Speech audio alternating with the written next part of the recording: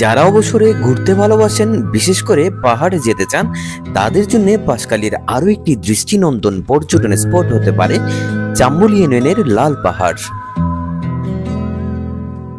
পূর্ব চাম্বলের মনোরম পাহাড়ের দৃশ্য দেখতে দেখতে এলোমেলো মেঠো পথ ধরে আপনিও হারিয়ে যেতে পারেন লাল পাহাড়ে।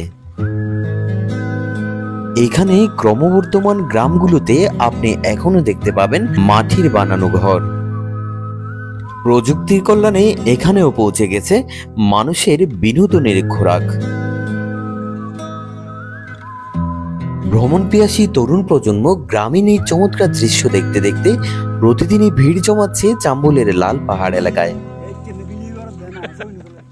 আমরা এসেছি বাঁশখালীর একটি চমৎকার জায়গা, চাম্বল ইউনিয়নের।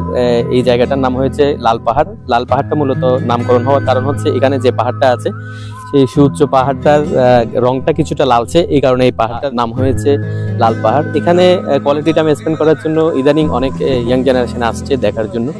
মেইন রোডটাকে একদম কাছে হওয়ার ফলে এই জায়গাটা খুব জনপ্রিয়তা পাচ্ছে প্রতিদিন। আপনারাও চাইলে আসতে পারেন। এই জায়গাটা আপনার যে ভ্রমণ ক্লান্তিটা দূর করে দিবে এবং একটি ভালো অবসর কাটানোর মতো জায়গা বলে মনে হয়েছে আমার এখানে।